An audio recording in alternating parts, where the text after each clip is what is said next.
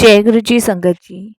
संगत जी, गुरु जी की divine call सत्संग प्लेटफॉर्म में आप सभी गुरु परिवार का हार्दिक स्वागत है। शुक्राना गुरु जी महाराज का कि उन्होंने ये सेवा मुझे दी कि मैं आप सभी गुरु परिवार के समीप आके गुरु जी के कल्याण महिमा अनुभव का वर्णन कर पा रही हूँ। अनंतम शुक्राना मेरे गुरु जी महाराज का। संगत जी, आज का जो सत्संग मैं आपके साथ शेयर कर रही हूँ अनीता आंटी का है। ये सत्संग हमें मेल के माध्यम से प्राप्त हुआ है। बहुत ही प्यारा सत्संग है, ब्लेसिंगफुल सत्संग है। तो मेरी विनती है सभी गुरु परिवार से कि आप सत्संग को अंत तक सुनिएगा, ध्यान से सुनिएगा, पूरा सुनिएगा। सत्संग का मतलब होता है सत्य का संग, और सत्संग की प्राप्ति हमें जब ही होती है जब गुरु कृपा होती है। तो हम सभी बड़े भाग्यशाली हैं कि हम पे गुरु कृपा हुई और हमें सत्संग सुनने का और शेयर करने का सौभाग्य प्राप्त हो रहा है। साथ संगत जी, सत्संग से हमारी बुद्धि बढ़ती है, हमें विवेक प्राप्त होता है और हमारे अनेकों दुख दर्द कष्ट दूर होते हैं। इसीलिए साथ संगत जी, मैं हर सत्संग में आप सभी से एक ही बात की रिक्वेस्ट करती हूँ कि आप सत्संग को ध्यान से सुने, अंत तक सुने, पूरा सुने। सत्संग के माध्यम से ही हमारा कल्याण होना है। और अगर आप भी अपने सत्संग अनुभव शेयर करना चाहते हैं हिंदी में साफ राइटिंग में, आप अपना सत्संग लिख कर हमारी जीमेल आईडी पर सेंड कर सकते हैं, ताकि आपके द्वारा सुनाए गए सत्संग से जो भी गुरु जी महाराज की नई जुड़ने वाली संगत होगी उन्हें गुरु जी के कल्याण महिमा अनुभव के बारे में ज़्यादा से ज़्यादा पता चलेगा। सत्संग आपको पसंद आता है तो आप इसको ज़्यादा से ज़्यादा संगत में शेयर करें और चैनल को सब्सक्राइब करें और वीडियो को लाइक करें। बेल आइकन दबाना बिल्कुल भी ना भूलिएगा। जब भी कोई लेटेस्ट सत्संग आएगा उसका नोटिफिकेशन आपके पास आएगा। तो चलिए संगत जी, चलते हैं गुरु जी महाराज के सत्संग की ओर। सत्संग शुरू करने से पहले करते हैं गुरु जी का मंत्र जाप। ओम नमः शिवाय, शिव जी सदा सहाय। ओम नमः शिवाय, गुरु जी सदा सहाय। जय गुरु जी संगत जी। संगत जी, मेरा नाम अनीता है और सबसे पहले मैं गुरु जी का कोटि दान शुक्राना करूँगी। सारी संगत जी को जय गुरु जी बोलूँगी और यही कहूँगी, गुरु जी अगम अगोच तेरा अंत ना जाना। आपका अंत कोई भी नहीं समझ पाएगा, ना आपकी महिमा समझ पाएंगे, ना ही आपकी ब्लेसिंग्स को हम समझ पाएंगे, और ना ही गुरुजी हम जो आप हमारे लिए करते हो वो समझ पाएंगे। आप अपनी संगतों के लिए, अपने भक्तों के लिए वो सारी चीज़ें इस टाइम ब्लेस कर रहे हो जिनकी आवश्यकता आपकी संगत को सबसे ज़्यादा है। इस जीवा सिर्फ एक ही जीव है हमारे पास, और इस जीवा से गुरुजी कितना आपका व्याख्यान करें, कितनी आपकी बढ़ियाई करें, वो भी कम लगता है। और मन में ऐसा लगता है साथ संगत जी जैसे हमने अभी कुछ कहा ही नहीं गुरु जी के बारे में। चाहे हम कितने भी सत्संग शेयर कर लें, कितनी भी अपनी इस वाणी से गुरु जी की बढ़ियाई कर ले, व्याख्यान कर ले, और लगता है ऐसा है जैसे हमने कुछ कहा ही नहीं गुरु जी के बारे में। मन करता है और कहूँ और कहूँ और कहती चली जाऊँ। संगत जी, गुरु जी से जुड़ने के बाद आप यकीन नहीं मानोगे कि उन्होंने मेरे जीवन में प्रकाश की वो किरण लाके दी जो शायद मैंने अपने जीवन में किसी चीज़ की कल्पना की ही नहीं थी कि मेरा ये अंधकार भी दूर होगा। मैं हरिद्वार से हूँ साथ संगत जी, और जब मेरे हस्बैंड संगत जी मुझे छोड़ के गए थे, तब उस टाइम मैं अपने आप को बहुत ब्लेम करती थी कि शायद मेरे ही कारण मेरे हस्बैंड इस दुनिया में नहीं रहे। मैं उनको बचा सकती थी, मैं उनको इस तर हॉस्पिटल में लेके जाती, इस डॉक्टर से इनका चेकअप कराती, इधर कराती उधर कराती। मैं अपने आप को संगत जी ब्लेम करने लग गई थी। मुझे ऐसा लगता था जैसे अपने हस्बैंड की मृत्यु का कारण मैं ही हूँ, और मेरे सामने संगत जी वो सब चीज़ें बार बार आती थी। बार बार मैं उस चीज़ों को याद करके परेशान होती थी। चाहे मैं काम भी कर रही हूँ, जब भी मेरे माइंड में आती थी मुझे यही लगता था कि मेरे हस्बैंड को जो मैं बचा सकती थी, मेरे हस्बैंड को जो बीमारी हुई उससे मैं उनको छुटकारा दिलवा सकती थी। तो ये संगत जी एक तरीके की बीमारी होती है जो मुझे हो गई थी, मैं आपको बताऊं। संगत जी, जैसे कि मतलब किसी चीज़ को आप ठान के बैठ जाओ कि ये आपकी वजह से हुआ है, तो वही बीमारी मुझे भी थी। मेरे हस्बैंड को कैंसर था संगत जी, और मैं संगत जी दिल्ली में उनका ट्रीटमेंट करवा रही थी, राजीव गांधी हॉस्पिटल में। तो वहाँ पे कैंसर संगत जी लास्ट स्टेज पे था और मेरे हस्बैंड नहीं रहे। तो उस टाइम पे डॉक्टर कहते हैं ना कि ऐसा कर लो, ऐसा कर लो। तो मैं हम लोग वैसा कर भी रहे थे, बट एक कहीं न कहीं वो चीज़ मैं ठान के बैठ गई कि मैंने राजीव गांधी हॉस्पिटल में ही अपने पति का ट्रीटमेंट क्यों करवाया। मैं कहीं और भी ले जा सकती थी, कहीं और भी दिखा सकती थी, जहाँ मेरे हस्बैंड बच सकते थे। तो वो चीज़ मैं अपने मन, दिल, दिमाग में बैठा के बैठ गई थी। और यहाँ तक कि लोगों से भी मैं यही कहने लगी थी कि अपने हस्बैंड को मैंने मारा है, मेरी वजह से मेरे हस्बैंड मरे हैं, मुझे जेल होनी चाहिए, मुझे फांसी होनी चाहिए, मुझे सज़ा मिलनी चाहिए। इस तरीके की संगत जी मैं लोगों को कहा करती थी। तो कुछ लोग थे जो मुझे समझाया करते थे कि ये तुम गलत बोल रही हो भई, तुम्हारे हस्बैंड बीमार थे, जितनी सेवा तुमने उस टाइम करनी थी अपने हस्बैंड की, उतनी सेवा तुमने उस टाइम करी अपने हस्बैंड की। और यही तो बंदा करता है बीमारी में, भई ज़्यादा से ज़्यादा हॉस्पिटल ले जाता है, भगवान से अरदास करता है। इससे ज़्यादा क्या कर सकता है इंसान? इससे ज़्यादा तो कुछ नहीं कर सकता, तो तुम अपने आप को दोष क्यों देते हो? तो बहुत लोगों ने मुझे समझाया, बट ये मेरे अंदर से चीज़ें नहीं निकलती थी। और उसके बाद संगत जी, गुरुजी मेरे जीवन में आए, और देखिए गुरुजी कैसे मेरे जीवन में आए, मैं आपके साथ शेयर करती हूँ। संगत जी, गुरुजी के बारे में मैंने जब मेरे हस्बैंड बीमार पड़े थे तब सुना था। और उस टाइम पे संगत जी, हमारे एक रिलेटिव्स हैं, उन्होंने हमें गुरुजी के बारे में बताया था कि दिल्ली में एक छतरपुर का मंदिर है जहाँ पे गुरुजी का आश्रम है, और वहाँ पे जो भी जाता है लंगर प्रसाद करता है, वो ठीक हो जाता है और गुरुजी उसको ब्लेस कर देते हैं। तो उस टाइम संगत जी, मेरे हस्बैंड का कैंसर जो था पता ही चला था हमें। तो उनके कहने से संगत जी, मैं गुरुजी के बड़े मंदिर गई थी। तो जब मैं गुरुजी के बड़े मंदिर वहाँ गई थी साथ संगत जी, तो वहाँ पे उस टाइम पे एक थाली में 4 जने लंगर किया करते थे। वहाँ मेरे से सबसे बड़ी गलती और सबसे बड़ी भूल हुई। तो संगत जी, वहाँ पे 4 जने करते थे लंगर, तो 8 रोटी मिली, सब्जी और ये सब मिला। तो हमारे साथ में 2 बच्चे थे, 1 आंटी थी, 1 मैं थी, 4 जने अलग थे। मेरे हस्बैंड अलग थे, मेरा छोटा बेटा जो था वो अलग बैठा हुआ था। तो संगत जी, अब 8 रोटी थी और चारों से संगत जी खाई नहीं जा रही थी, और सबने अपनी खा ली। तो मैंने अपनी खा ली, आंटी ने अपनी खा ली, वो 2 बच्चियाँ थी उनसे खाई नहीं जा रही थी। तो संगत जी, वो थाली का जो लंगर था ना, वो हम चारों को ही फिनिश करना था। तो मैंने क्या काम किया संगत जी, जो मेरी थाली का लंगर था, वो मैंने किसी और की थाली में दे दिया। और संगत जी, जहाँ उनके मम्मी-पापा बैठे थे बच्चों के, मैंने कहा इन पे ये लंगर खाया नहीं जा रहा है, ये इनका लंगर है, आप इन्हें इसको खा लो। तो संगत जी, कहीं न कहीं मैंने अपनी ब्लेसिंग्स, अपने हस्बैंड की ब्लेसिंग्स किसी और को दे दी थी, तो ये मेरी सबसे बड़ी गलती, सबसे बड़ी भूल साबित हुई। उसके बाद कोई ज़िक्र गुरुजी का मेरे जीवन में नहीं हुआ, कहीं भी नहीं हुआ। तो संगत जी, मैं आपको बताऊँ, मैं एक फिर अपने हस्बैंड के जाने के बाद, मेरे हस्बैंड जा चुके थे, तो मेरे को ये बीमारी तो थी ही थी। तो मेरे हस्बैंड के जाने के बाद संगत जी, मेरे बच्चों ने मुझे एक संस्था से जोड़ दिया, जो भजन कीर्तन करते थे। और जैसे निःशुल्क सेवा थी संगत जी, कि घर-घर जाके हम 1-1 घंटे का, डेढ़-डेढ़ घंटे का कीर्तन वगैरह करते थे। तो मैं संगत जी उनके साथ जाने लगी। मेरे बच्चे कहने लगे कि मम्मा, दिमाग आपका चेंज होगा, आप जाओ, तो मैं वहाँ जाया करती थी। तो संगत जी, वहाँ पे मैंने भजन गाने शुरू किए, क्योंकि मुझे भजन का तो शुरू से शौक था। शुरू से ही मैं माता रानी के, राम जी के, कृष्ण जी के, राधा जी के भजन गाया करती थी। तो वहाँ पे ना संगत जी, एक आंटी आया करती थी, तो वो किसी से कुछ बोलती नहीं थी, चुप रहती थी। तो मेरे मन में आता था कि मैं इन आंटी को भी बोलूँ कि भई आज आप भी कुछ गाओ।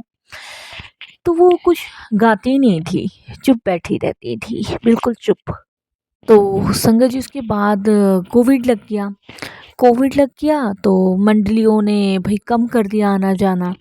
तो मेरे को फिर से वही संगत जी प्रेशर रहता था, मतलब वही सारी रील्स जो मेरे हस्बैंड के टाइम की थी वो मेरे सामने, आँखों के सामने घूमती रहती थी और मैं टेंशन लेती रहती थी।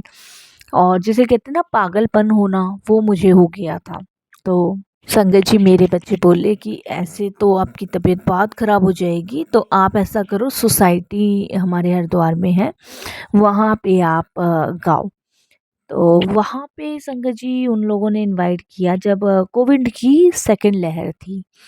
तो मैं वहाँ पे गई, तो वहाँ पे मेरे साथ एक मंडली की एक लेडीज़ और थी, और जो वो आती थी आंटी वो थी। तो मैंने उनको बोला, मैंने कहा दीदी आज आप गाओ, और इतने भजन मैं गाऊँगी तो मेरा गला ख़राब हो जाएगा। तो वो कहती हैं अच्छा। तो फिर उस उन्होंने 2-4 गीत गाए। तो मैंने जब सत्संग समापन हो गया तो मैंने कहा आप तो बहुत अच्छा गाते हो, और हर बार मैं सोचती थी कि मैं आपसे कहूँ और आप चुप बैठे रहते थे। आंटी कोई प्रॉब्लम है क्या? कोई परेशानी है क्या? बहुत एज़िड सी थी।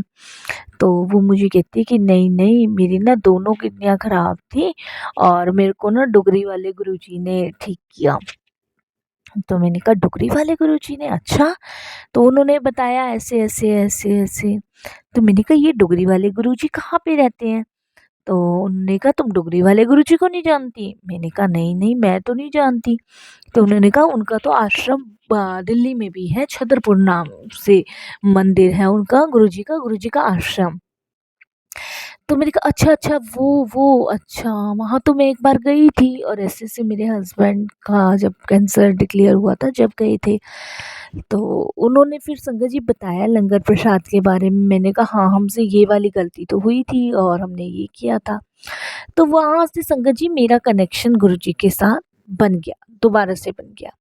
मैं सत्संग सुनने लगी और मंत्र जाप करने लगी। उन आंटी ने मुझे गुरुजी का एक लॉकेट स्वरूप दिया, एक संगत जी पॉकेट स्वरूप दिया, और एक छोटा-सा बड़ा स्वरूप दिया।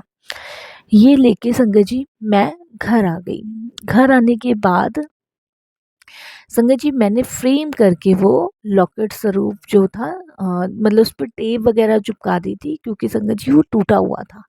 टेप वगैरह चिपका के, मतलब अच्छे से उसको वो करके, ऊपर का जो उसका शीशा था वो टूटा हुआ था, वो फिर मैंने उसको अपने गले में धारण कर लिया, और गुरुजी का जो स्वरूप था वो मैंने अपने घर में लगा लिया। इसी बीच संगत जी मेरी जो बड़ी बेटी है उसकी तबीयत खराब होने लगी कोरोना के टाइम में। तो उस समय संगत जी हम सभी जानते हैं कोरोना की महामारी थी। तो जब बेटी की तबीयत खराब होने लगी तो उसके भी वही लक्षण दिखने लगे जो मेरे हस्बैंड के हमें दिखे थे उस टाइम पे। तो मैं बहुत परेशान हुई, और मैंने अपने बेटे को कहा कि भई डॉक्टर दिखाने इसको चलो, क्योंकि बहुत ज़्यादा तबीयत ख़राब थी। हमने जैसे-तैसे संगत जी हरिद्वार में ही उसको अ, हॉस्पिटल में किसी डॉक्टर से बात करके दिखाया। तो हॉस्पिटल में डॉक्टर ने कहा कि ये तो कैंसर के लक्षण लग रहे हैं, और इसकी रिपोर्ट्स आएँगी जभी पता चलेगा। अब कोविड का टाइम था संगत जी, देखिए रिपोर्ट आने में बहुत टाइम लग रहा था उस टाइम पे, और करीबन मेरी बच्ची की रिपोर्ट 10 दिन बाद आई, और जब डॉक्टर ने ये बात कही हम डर गए, बिल्कुल डर गए। मैं तो संगत जी और टेंशन हो गई, क्योंकि पहले ही मैं अपना हस्बैंड खो चुकी थी और ये बच्ची का सवाल था। तो संगत जी मैंने फिर जो मेरे गले में लॉकेट स्वरूप था वो मैंने अपनी बच्ची के गले में डाला, और उसके बाद संगत जी मैंने यूट्यूब पे गुरुजी के बारे में सर्च करना शुरू कर दिया, क्योंकि संगत जी एक बार तो मैं गुरुजी के दरबार देखिए जा चुकी थी, और जाने अनजाने मुझसे गलती भी हुई थी, क्षमा करना गुरुजी महाराज। तो उसके बाद संगत जी जब बच्ची के लिए ये सुना तो मैं घबरा गई, काँप गई। अपना लॉकेट मैंने बच्ची के गले में डाला अपनी, और संगत जी ये समझ लीजिए कि मैंने गुरुजी का मंत्र जाप करना, गुरुजी का सत्संग करना घर में ही शुरू कर दिया। बिल्कुल घर में ही संगत जी मैंने गुरुजी से अरदासें लगानी शुरू कर दी कि गुरुजी मेरी बच्ची की जो रिपोर्ट है वो नॉर्मल आए, कुछ ना आए, कुछ भी ना आए गुरुजी। कोविड ख़त्म होते ही मैं आपका शुक्राना करने आऊँगी, क्योंकि उस समय संगत जी सब बंद था, मंदिर, गुरुद्वारे सब कुछ बंद था, क्योंकि बिल्कुल महामारी का माहौल था उस टाइम पे, सब कुछ बंद था। तो संगत जी फिर उसके बाद रिपोर्ट आई 10 दिन बाद, जबकि रिपोर्ट आनी थी पहले, लेकिन लेट हो गई, रिपोर्ट आई और डॉक्टर का फ़ोन हमारे पास आया और डॉक्टर ने हमें बोला कि आप जो हैं शाम को मुझे मिल लें। तो संगत जी मैं मेरी बच्ची गए डॉक्टर के पास मिलने। तो उस टाइम पे डॉक्टर जो होते थे संगत जी शीशे से कांटेक्ट करते थे, मतलब जैसे इधर हम बैठे हैं और 10 कदम की दूरी पे मेरी बेटी बैठी थी और फिर बीच में शीशा था और शीशे के पार डॉक्टर था जब वो बात कर रहे थे हमसे। तो डॉक्टर ने बात करी और डॉक्टर ने संगत जी हमें बताया कि रिपोर्ट नॉर्मल आई है, रिपोर्ट में कुछ भी नहीं है और मतलब जो लक्षण हैं वो किसी और चीज़ के हैं और जैसे हार्मोन चेंज होते हैं बच्चे के उस टाइप के हैं, बाकी रिपोर्ट नॉर्मल है। डॉक्टर ने हमें ये बोला, लेकिन संगत जी मैंने उस टाइम गलत सुना और शीशे से आर पार बात हो रही थी, तो मुझे यही लगा डॉक्टर ने यही बोला है कि रिपोर्ट पॉजिटिव आई है। मैं घबरा गई, बिल्कुल घबरा गई और मतलब क्लियर आवाज़ नहीं आ रही थी और उसके बाद हम घर आ गए और घर आके मैंने गुरुजी के सामने रोना शुरू किया। मैंने कहा गुरुजी मैंने आपसे इतनी अरदासें की, इतनी आपसे विनती की और आपने गुरुजी ये क्या करवा दिया और गुरुजी पहले ही मैं अपना हस्बैंड खो चुकी हूँ, मेरी बेटी भी चली जाएगी तो मैं कैसे करूँगी? तो मैं गुरुजी के सामने कहती हूँ कि गुरुजी आपने तो कुछ नहीं किया, कोई बात नहीं गुरुजी, लेकिन मैं अपनी बच्ची को ऐसे नहीं जाने दूँगी। मैंने अपने पति को ऐसे जाने दिया लेकिन बच्ची को नहीं जाने दूँगी।